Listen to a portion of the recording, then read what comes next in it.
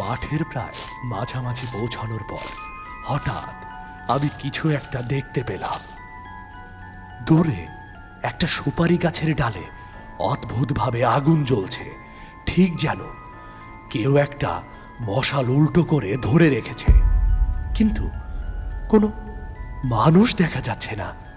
আমি মামাকে বললাম, মামা, ওই গাছের ওপর আগুন কেন?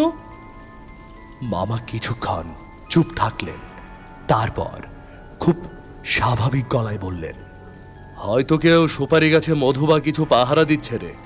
আরে চল, ওইদিকে মনোযোগ দিস না, চল। কিন্তু তার কণ্ঠটা কেমন যেন অদ্ভুত ছিল, আমি সেটা বুঝতে পারছিলাম।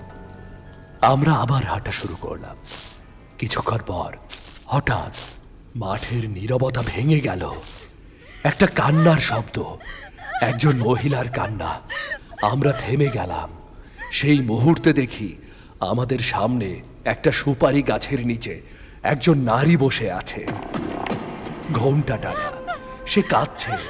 তার কান্না এতটাই বাস্তব ছিল যে আমার বুক কেঁপে উঠল। বাবা আমাকে শক্ত করে ধরলেন। আমি বললাম, মামা, ওখানে কেউ বসে আছে। মামা নিচু গলায় বললেন, চুপ, তাকাবি না, একদম তাকাবি না। কিন্তু আমি তখন ভয় আর কৌতূহলের মাঝে আটকে গেছি। হঠাৎ দেখি সেই নারী আমাদের দিকে তাকালো। তার মুখ দেখা যাচ্ছে না, শুধু ঘোমটার ভেতর থেকে অন্ধকার দেখা যাচ্ছে। সে ধীরে ধীরে উঠে দাঁড়ায় আর আমাদের দিকে এগুতে শুরু করে।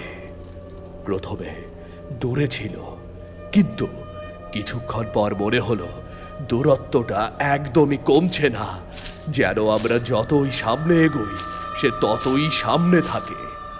আমরা হাঁটতে হাঁটতে বুঝতে পারলাম না কখন আমরা সেই পরিত্যক্ত কুঁড়ে ঘরের কাছাকাছি চলে এসেছি। ঠিক তখনই সেই মেয়েটা হঠাৎ ঘুরে তাকায় আর দৌড়ে কুঁড়ে ঘরের ভেতরে ঢুকে যায়। সাথে সাথে ভেতর থেকে একটা অস্বাভাবিক আলো জ্বলে ওঠে, নীলচে বিদ্যুতের মতো ঝলক। আমার মাথা পুরো ঘুরে গেল। বাবা আর এক মুহূর্ত দাঁড়ালেন না। তিনি আমাকে কোলে তুলে নিলেন এবং দৌড় শুরু করলেন। আমি শুধু বাতাসের শব্দ শুনছিলাম আর তার বুকের ধক ধক শব্দ। আমরা থামিনি।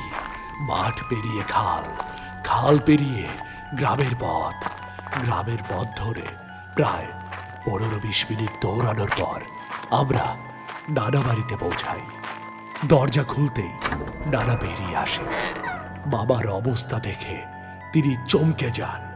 তার শরীর কাঁপছে, ঘামছে আর জ্বরের মতো গরম হয়ে গেছে।